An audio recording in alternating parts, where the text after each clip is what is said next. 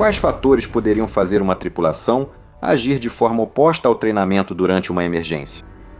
Enquanto esta aeronave caía na noite escura e nevada, ela transformou a aviação americana. Mas será que foi pelos motivos certos? Fique ligado.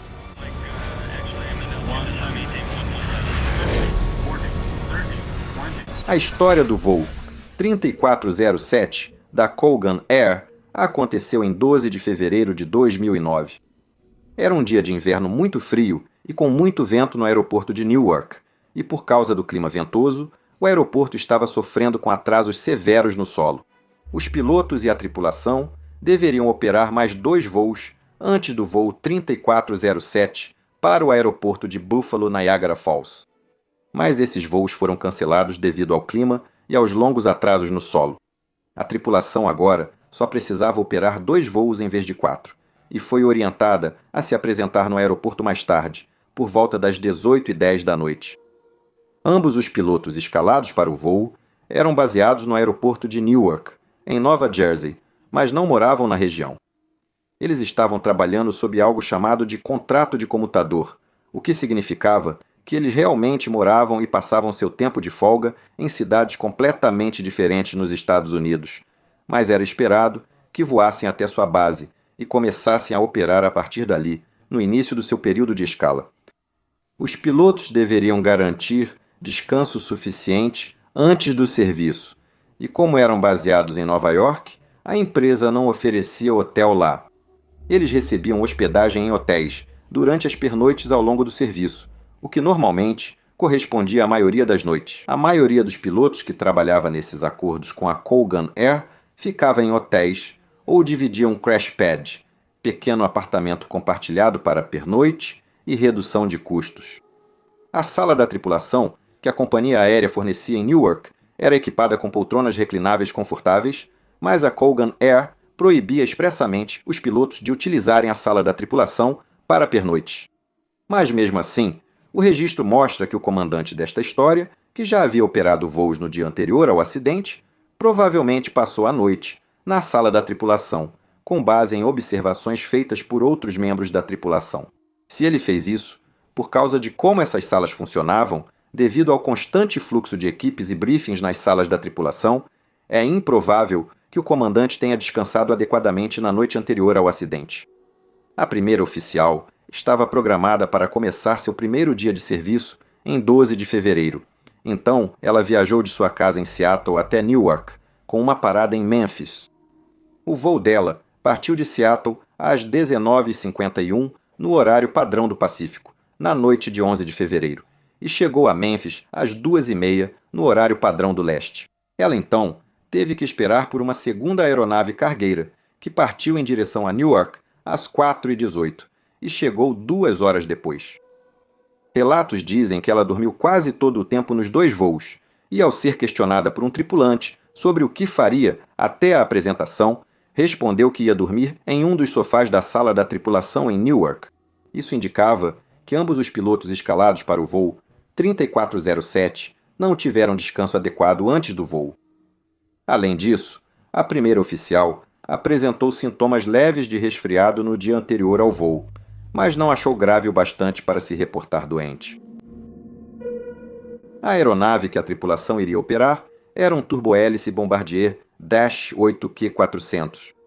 Era uma aeronave moderna de asa alta, projetada para até 74 passageiros e 4 tripulantes. Na data do acidente, a aeronave estava em pleno funcionamento, sem nenhuma falha técnica relatada. Ela chegou em Newark, operada por uma tripulação diferente, às 18h54, apenas 16 minutos antes do horário programado para a partida do voo 3407. Isso significava que, desde o início, o voo já iria sofrer atraso.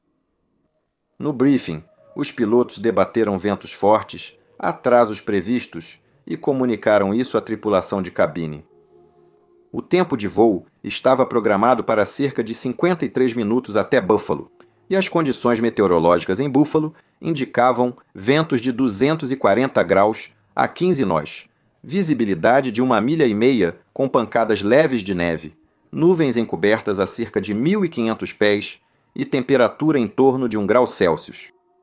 Relatos de pilotos mencionaram formação de gelo em voo entre 3.000 e 14.000 pés, mas o boletim meteorológico que alertava sobre essa formação de gelo não foi incluído no pacote de briefing.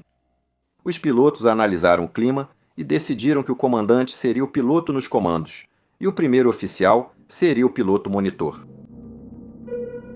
Agora, antes de continuarmos, também vale a pena falar um pouco sobre o histórico e a experiência desses dois pilotos. O comandante tinha 47 anos e possuía um total de 3.379 horas de experiência de voo, das quais 1.030 horas como comandante. Mas ele havia voado apenas 111 horas no Q400. Ele já havia voado antes no Saab 340, um turbohélice, durante a maior parte de sua experiência. Agora, seu histórico de treinamento era um pouco irregular, para dizer o mínimo. Ele havia sido reprovado em 4 diferentes voos de checagem da FAA durante seu treinamento, incluindo seu primeiro voo de checagem de instrumentos, seu voo de checagem comercial de monomotor e seu voo de checagem comercial de multimotor, e também em sua primeira tentativa na licença de piloto de linha aérea. Na última reprovação, já voava o Saab 340 para a Colgan Air. Em todos esses voos de checagem, ele foi aprovado na segunda vez, mas além disso, ele também recebeu várias avaliações de treinamento até atingir o nível exigido e notas insatisfatórias em seu treinamento recorrente dentro da Colgan Air, incluindo sua checagem de qualificação inicial para comandante no Saab 340. Durante sua candidatura à Colgan Air, ele informou à empresa apenas uma dessas reprovações iniciais no treinamento, e isso é significativo porque a Colgan Air só permitia uma reprovação para que a candidatura pudesse prosseguir. Se ele tivesse informado as outras reprovações, sua candidatura seria rejeitada, mas não existia um sistema formal para a companhia aérea checar essas informações na época do acidente. Todas essas reprovações, ao longo de seu treinamento inicial e de sua carreira contínua, traçam o perfil de um piloto que provavelmente tinha certa deficiência de capacidade. Mas não havia indicação de que esse déficit de capacidade tivesse relação com seu tempo total de voo. Isso é algo que vale a pena lembrar. Durante a transição do Saab para o Q400, o comandante recebeu avaliações geralmente boas, exceto por uma observação de um instrutor durante seu treinamento no simulador, que dizia que ele demonstrava uma tendência a corrigir demais a aeronave na rolagem ao praticar atitudes anormais. Copilotos que haviam voado com o comandante disseram que o comandante operava bem a aeronave e os procedimentos, além de gostarem de voar com ele. Agora, a copiloto tinha 24 anos na época do acidente. Ela havia voado um total de 2.244 horas, das quais 774 eram no Q400. E antes de começar a trabalhar na Colgan Air, em 2008, ela trabalhava como instrutora de voo. Ela não teve reprovações no teste prático de voo da FAA, apenas uma reprovação teórica em sua primeira habilitação de instrutora, ligada às técnicas de instrução, não à pilotagem. Seus colegas a descreveram como uma piloto muito competente e dedicada, às vezes até acima da média de outros copilotos com experiência semelhante. De qualquer forma, os dois pilotos se deram muito bem e provavelmente tiveram bastante tempo para se conhecerem melhor enquanto aguardavam para começar a voar, devido ao cancelamento dos 2 primeiros voos. Quando a aeronave finalmente chegou, a tripulação foi até ela e o comandante começou a preparar o cockpit enquanto a copiloto fazia a inspeção externa. Os 2 comissários iniciaram o embarque dos 45 passageiros que fariam parte do voo, fecharam as portas e informaram que estavam prontos para partir. Às 19h30, os pilotos receberam a autorização de saída do controle de tráfego aéreo e 15 minutos depois pediram o pushback e o acionamento dos motores. Mas devido à quantidade de tráfego à frente deles, eles só receberam autorização para realmente começar a se mover 45 minutos depois, às 20h30. Após serem autorizados ao pushback, a tripulação ficou como número 20 na fila de decolagem. Isso significava um atraso ainda maior em solo, e os pilotos usaram esse tempo para conversar sobre assuntos pessoais enquanto taxiavam para a pista. Vale mencionar aqui que a fase de taxiamento é considerada uma fase estéril do voo, e durante esse período, apenas assuntos operacionais e relacionados à segurança devem ser discutidos na cabine de comando. A fase estéreo do voo começa quando a aeronave inicia o pushback do portão e continua até atingir 10.000 pés durante a subida. Ela recomeça novamente a partir de 10.000 pés durante a descida e vai até que a aeronave esteja estacionada em segurança no portão. Outras companhias aéreas podem ter limites diferentes, mas a história mostra que conversas pessoais nessas fases do voo podem causar distrações perigosas. Isso ocorre devido às várias mudanças de modo, configurações, comunicações com o controle de tráfego aéreo e outras complexidades nesses momentos.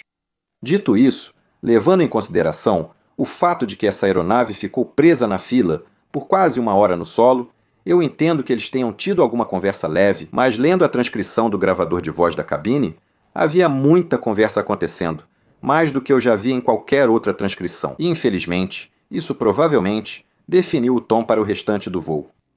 Durante o taxiamento, a copiloto usou o celular para enviar mensagem ao marido. Como expliquei antes, dispositivos eletrônicos pessoais são proibidos pelos mesmos motivos que expliquei da fase estéreo do voo. Mas não é proibido se inscrever e ativar o sino para não perder meus próximos vídeos. Durante o taxiamento, a copiloto disse que queria ir logo para o quarto do hotel, e o comandante respondeu que sentia pena dela. Ela espirrava e pigarreava repetidamente, sinalizando o começo do resfriado que mencionei antes. Eventualmente, a aeronave chegou à frente da fila e o controle de tráfego aéreo autorizou a decolagem. O comandante anunciou que assumiria o controle e, às 21h18, aumentou o empuxo e começou a acelerar pela pista 22. Antes de continuar a história, deixo uma breve mensagem do meu patrocinador, que possibilita a criação destes vídeos. Como grande fã de boas histórias reais, antes de seguir, agradeço ao patrocinador Curiosity Stream, uma plataforma de streaming com milhares de documentários por menos de $20 ao ano. Se você gosta do conteúdo deste canal, provavelmente vai adorar os programas da Curiosity Stream, porque eles abordam diversos temas como natureza, história, música, esportes, ciência, tecnologia e, sim, você adivinhou, aviação. Atualmente, assisto a série original Oddly Satisfying Science, apresentada por Nick Urras, onde cada episódio traz um experimento surpreendente e satisfatório. Por exemplo, explicando como equipes forenses extraem DNA ou como balões de ar quente realmente funcionam. Uma das coisas que mais gosto da Curiosity Stream é que novos programas são adicionados toda semana e está disponível globalmente em quase qualquer dispositivo. Então sempre há novidades para assistir. Então, acesse curiositystream.com/mentorpilot ou clique no link aqui embaixo e comece a aproveitar acesso ilimitado aos melhores documentários e séries de não ficção do mundo. E como você está vindo do meu canal, eles estão oferecendo um desconto incrível que vai te dar 25% de desconto, ou seja, um preço de apenas $14,99 por ano. Isso dá $1,25 por mês. Agora, vamos continuar a história. A subida foi em grande parte sem incidentes, e a tripulação, inicialmente, seguiu as regras de cockpit estéreo, até que a aeronave nivelou a uma altitude de cruzeiro de 16.000 pés para o curto voo em direção a Buffalo. Durante a subida, a aeronave entrou em nuvens, o que, pela temperatura externa, indicava condições de formação de gelo. Quando isso ocorreu, os pilotos seguiram os procedimentos, ativaram o sistema antigelo e provavelmente ajustaram o interruptor de velocidade de referência para increase no painel superior. O funcionamento desse interruptor será crucial para o que vai acontecer e, para entender, precisamos abordar um pouco de aerodinâmica agora. Para gerar sustentação, o ar deve fluir suavemente sobre todas as superfícies da aeronave. Se algo perturbar esse fluxo, a sustentação pode ser comprometida, gerando dificuldades de controle, arrasto extra e, no pior cenário possível, até stall da aeronave. Um stall é o que acontece quando a capacidade da asa de gerar sustentação é drasticamente reduzida, e isso pode ocorrer devido a baixa velocidade, contaminação, alta carga G ou uma combinação desses fatores. Mas o que sempre precisa acontecer para que ocorra um stall é que o ângulo de ataque crítico seja excedido. O que é o ângulo de ataque? Se você observar a asa de lado, verá que o centro do perfil é chamado de linha de corda da asa. Para gerar mais sustentação, a asa deve aumentar seu ângulo de ataque em relação ao ar que chega ali, e o ângulo de ataque é a diferença angular entre o ar que se aproxima e a linha de corda. Se você já colocou a mão para fora da janela do carro e mudou o ângulo da sua mão, você sentiu o efeito que essa mudança no ângulo de ataque causa. Se houver gelo presente na asa da aeronave, isso pode tornar a asa menos eficiente e, portanto, a asa pode entrar em stall em um ângulo de ataque menor do que entraria se estivesse limpa. O que tudo isso tem a ver com o interruptor que mencionei? O interruptor de velocidade de referência indica à aeronave que está em condições de gelo, e ao ser ajustado para aumentar, o stick shaker, sistema de aviso de stall, seria ativado em ângulo de ataque menor para alertar os pilotos antecipadamente sobre possível stall. É importante destacar que isso não significa que a asa está em stall. Isso apenas redefine o ajuste do sistema de aviso, e esse fato vai se tornar muito importante em breve. Após estabilizar a aeronave em cruzeiro, a tripulação manteve conversa quase contínua sobre situações em casa e políticas da empresa. Como a fase de cruzeiro não é formalmente uma fase estéril do voo, isso era perfeitamente aceitável em teoria, mas é sempre importante priorizar o trabalho, mesmo durante o cruzeiro, para garantir que não acabemos em uma situação em que tarefas importantes sejam adiadas e aumentem a carga de trabalho mais tarde no voo. Durante o cruzeiro, a conversa só foi interrompida por bocejos da tripulação sugerindo certa fadiga, mas os pilotos pareciam atentos. O comandante apontava o tráfego, cruzando enquanto o copiloto, ao revisar o diário técnico, notou uma pequena omissão de uma tripulação anterior. Antes que a aeronave atingisse o topo de descida programado, o copiloto ouviu a transmissão automática de informações meteorológicas de Buffalo, que confirmou a previsão do tempo que eles haviam recebido anteriormente. A visibilidade estava boa, com um pouco de neve na região e ventos leves a rajadas vindos do oeste. O comandante disse que provavelmente fariam uma aproximação ILS na pista 23 e usariam flap 15 no pouso. Mas ele não começou o briefing de aproximação então. Em vez disso, o copiloto inseriu os dados de desempenho necessários no sistema de datalink e enviou para uma empresa chamada Aerodata, que calcularia o desempenho para eles. Ao fazer isso, ela omitiu a parte da mensagem que informava a Aerodata sobre o voo em condições de gelo. Agora, a Aerodata envia as velocidades de referência e o desempenho de volta para a tripulação, e as velocidades que eles acabaram configurando foram uma velocidade de referência de aproximação de 118 nós e uma velocidade de referência de arremetida de 114 nós. Agora, se ela tivesse informado a Aerodata sobre as condições de gelo, a velocidade de referência de aproximação teria sido automaticamente aumentada em 20 nós, para compensar a maior velocidade de acionamento do stick shaker que discutimos antes. Mas, infelizmente, isso não foi feito. Às 21h56, o copiloto sugeriu à comandante que seria melhor para meus ouvidos iniciar a descida mais cedo e de forma mais lenta. A comandante concordou e, após avisar o controle de tráfego aéreo, a tripulação começou a descer inicialmente para 11.000 pés. 7 minutos depois, a tripulação foi transferida ao controle de aproximação de Buffalo, que passou o ajuste local de pressão e orientou para preparar a aproximação ILS, na pista 23. Como a aeronave já descia, o comandante iniciou o briefing de aproximação. No briefing, a aeronave foi autorizada a descer a 6.000 pés e às 22h06 passou abaixo de 10.000 pés, entrando novamente em fase estéril do voo. O comandante continuou o briefing e reconfirmou as velocidades de referência de aproximação sem discutir formação de gelo ou a posição do interruptor de velocidade de referência. Agora, existe a possibilidade de que, como a tripulação havia ativado o aumento da velocidade de referência muito antes no voo, eles simplesmente tenham se esquecido disso. A tripulação recebeu permissão para descer a 4.000 pés e o comandante perguntou a copiloto sobre os ouvidos dela. Ela respondeu que estavam entupidos e estalando. Por volta das 22h10, a copiloto perguntou ao comandante se via gelo no para-brisa do lado dele, e ele confirmou que sim. A copiloto comentou que havia muito gelo do lado dela, e depois ambos conversaram sobre experiências anteriores com formação de gelo. Essa conversa não tinha relação com o voo que operavam, era apenas troca de histórias. Na realidade, testes realizados posteriormente, durante a investigação, mostraram que a quantidade de gelo que a aeronave havia acumulado até aquele momento teve pouco ou nenhum efeito sobre sua aerodinâmica e desempenho. A aeronave se comportou quase como uma aeronave limpa, então o gelo em si provavelmente não era um problema. Às 22 horas, 12 minutos e 18 segundos, o controlador de aproximação autorizou a aeronave a descer para 2.300 pés, a altitude inicial de aproximação ao ILS, e a virar para a proa 330 graus.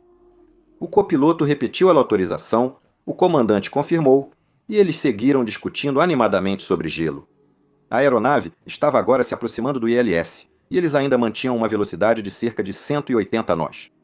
Além disso, a checklist de descida e aproximação ainda precisava ser feita, algo que já deveria ter sido realizado. O comandante percebeu e solicitou que a checklist fosse feita. Na época, a checklist da Colgan Air não incluía itens sobre velocidade de aproximação diferentes por causa de gelo. Isso, junto com o aumento da carga de trabalho, fez com que os pilotos não percebessem a diferença entre a velocidade de aproximação escolhida e a posição do interruptor de velocidade de referência.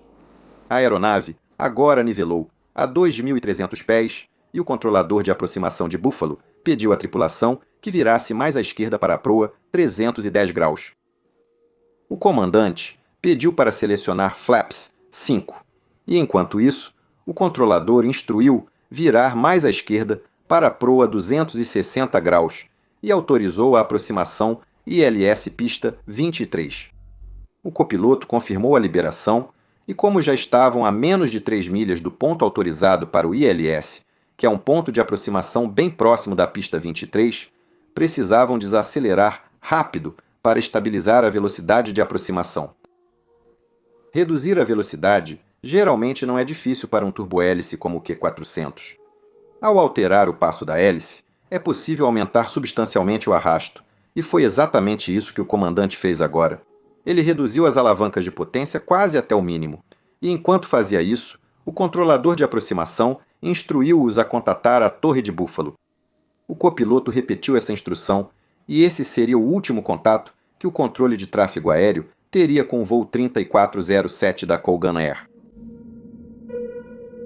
O comandante, então, pediu para baixar o trem de pouso e moveu as alavancas de condição das hélices para RPM máximo.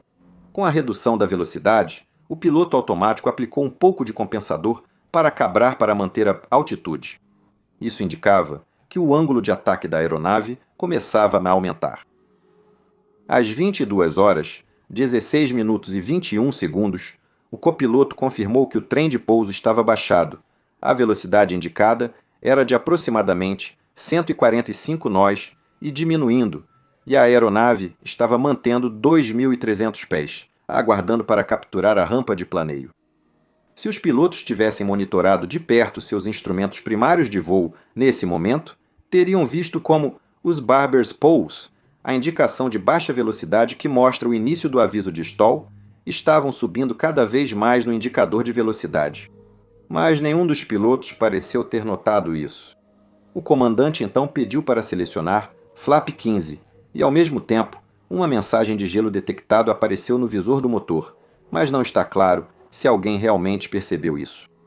Isso poderia ter servido como o último lembrete do seletor de velocidade de referência e sua posição. A primeira oficial moveu o seletor de flap para a posição de flap 10, onde havia um pequeno ressalto que ela precisava ultrapassar para selecionar flap 15, mas ela nunca chegou a selecionar flap 15. Porque às 22 horas, 16 minutos e 27 segundos, a velocidade havia reduzido para 135 nós e o ângulo de ataque atingiu o limite pré-programado para gelo. O stick shaker foi ativado de repente, provavelmente assustando imediatamente a tripulação. É importante ressaltar aqui que a aeronave não estava em stall, nem mesmo próxima de um stall, neste momento. A investigação subsequente mostrou que o gelo acumulado na aeronave neste momento não afetou seu desempenho. Portanto, o único motivo pelo qual o stick shaker foi ativado aqui foi porque a tripulação ajustou o seletor de velocidade de referência para aumentar ao mesmo tempo em que tentava desacelerar para uma velocidade de referência de aproximação que não estava configurada para condições de gelo. Quando o stick shaker soou, o piloto automático foi desligado automaticamente, como esperado. O comandante reagiu a isso, puxando o manche para trás e também adicionando um pouco, mas não o máximo de empuxo. Esse puxão repentino no manche gerou um aumento imediato da carga G nas asas, e ao fazer isso, você aumenta ainda mais o ângulo de ataque da asa, aproximando-a de uma estolagem real. Essa é a razão pela qual a primeira coisa que qualquer piloto deve fazer ao reconhecer o início de uma estolagem é baixar o nariz para reduzir o ângulo de ataque e aliviar as asas. Depois disso, você pode pensar em reduzir o ângulo de inclinação ou adicionar empuxo conforme apropriado, mas aliviar as asas deve ser a primeira coisa a se fazer.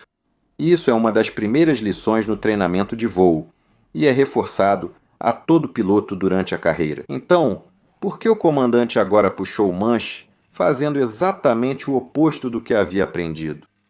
Nunca saberemos ao certo, mas provavelmente foi por causa do treinamento que os pilotos de linha aérea recebiam na época. Durante o treinamento e avaliações no simulador, era prioridade reduzir a perda de altitude durante a aproximação a stall e recuperação. Se um piloto perdesse mais de 100 pés na manobra, isso poderia ser registrado como reprovação no voo de cheque. Vimos outro exemplo de como isso afeta a tripulação no acidente da Pinnacle Airlines, já abordado neste canal. O link para esse vídeo estará no final, mas o Q-400 também era uma aeronave muito capaz e já havia demonstrado que conseguia sair de uma condição de stall iminente apenas adicionando potência e mantendo o nariz mais ou menos nivelado. Então, existe a possibilidade de que isso tenha passado pela cabeça do comandante quando esse aviso repentino do stick shaker apareceu do nada. O que realmente aconteceu foi que a sua manobra brusca de puxar o manche para cima acabou causando o stall que o aviso pretendia evitar. Esse stall induziu uma rolagem rápida, inicialmente 45 graus para a esquerda e depois de volta para a direita. Quando isso ocorreu, outro recurso do sistema de proteção contra stall foi ativado: o stick pusher. O stick pusher faz jus ao nome. Empurra o manche para frente para reduzir rapidamente o ângulo de ataque se os pilotos não o fizerem. O stick pusher é ativado quando um stall real é detectado, que era o caso agora, mas em vez de permitir que o nariz fosse abaixado, o comandante lutou contra ele, aplicando ainda mais pressão para trás. Novamente, exatamente o oposto do que precisava ser feito. Enquanto isso acontecia, a copiloto, que provavelmente estava com a mão no seletor de flaps, decidiu recolher os flaps. Ela fez isso sem ordem do comandante, quando a velocidade já estava em cerca de 100 nós. Recolher os flaps fazia parte do procedimento de recuperação, mas somente quando a velocidade tivesse aumentado o suficiente para permitir isso, e apenas sob orientação do piloto, que estava nos comandos. Recolher os flaps nessa velocidade e atitude agravou muito a situação, pois eles aumentam a sustentação em baixa velocidade. É difícil entender por que ela fez isso sem instrução. Ela provavelmente ficou tão surpresa com o acionamento repentino do stick shaker e com a situação anormal quanto o comandante, e talvez só estivesse tentando ajudar, ou pode ter regredido aos antigos hábitos de instrutora de monomotor. O resultado foi que a tripulação, por falta de consciência situacional e coordenação, gerou uma grave desestabilização sem motivo. A aeronave estava voando perfeitamente bem antes disso, e a única coisa que havia acontecido era, na verdade, um aviso falso do stick shaker. A aeronave agora rolou até 105 graus para a direita antes de começar a rolar novamente para a esquerda. O nariz da aeronave continuou baixando, com o comandante puxando o manche para trás enquanto o stick pusher era ativado pela segunda vez. No gravador de voz da cabine, ouve-se o comandante grunhindo ao puxar contra o stick pusher. A rolagem atingiu 35 graus para a esquerda e depois voltou para a direita novamente. O copiloto perguntou se o comandante queria recolher o trem de pouso, e ele respondeu: "Trem para cima, droga!"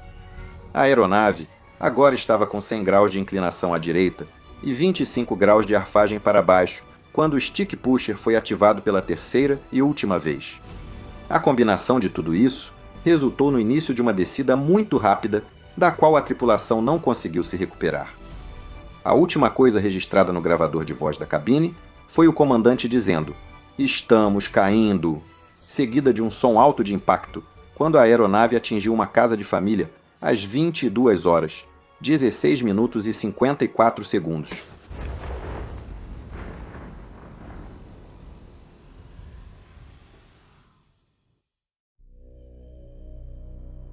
Os 49 passageiros e tripulantes, além de uma pessoa na casa, morreram no acidente. A causa do acidente foi determinada como sendo o fato de os pilotos não seguirem os procedimentos de cabine estéril, fazendo-os perder sinais importantes do alerta de baixa velocidade. A resposta totalmente inadequada do comandante ao manche, vibrando, que na verdade causou a stall aerodinâmico, e a decisão do copiloto de recolher os flaps durante a perda de controle levaram ao acidente. A equipe analisou o histórico de treinamento do comandante, incluindo testes reprovados, e concluiu que companhias aéreas devem ter acesso mais fácil a essas informações ao contratar pilotos. Concluíram também que o treinamento em simulador sobre aproximação, a stall e recuperação precisava ser melhorado, assim como demonstrações do stick pusher, geralmente mal compreendido. Esse acidente e outros motivaram a criação de um módulo de treinamento em simulador focado na prevenção e recuperação de situações anormais, tornando-se obrigatório para todos os pilotos de companhias aéreas. Outras mudanças importantes decorrentes desse acidente foram uma análise mais rigorosa de como as companhias aéreas permitiam que os pilotos utilizassem contratos de deslocamento e o impacto que isso poderia ter nos níveis de fadiga deles. Mais uma coisa que não foi mencionada nas conclusões ou nas recomendações desse acidente foi o estabelecimento de uma quantidade mínima de horas de voo necessárias para começar a trabalhar como piloto comercial. Ao contrário, as recomendações destacaram a importância de bom treinamento, projeto adequado da aeronave e foco nas competências essenciais dos pilotos. E por causa disso, acho realmente interessante que o maior legado duradouro desse acidente tenha sido a implementação, nos Estados Unidos, da regra das 1.500 horas. Essa regra, com algumas exceções, exige que os pilotos tenham um mínimo de 1.500 horas de tempo total e uma licença de piloto de linha aérea antes de serem autorizados a operar como piloto em transporte comercial de passageiros de grande porte. Isso pode parecer uma boa forma de garantir pilotos experientes antes de voarem com passageiros, mas na prática faz pouco para assegurar sua competência.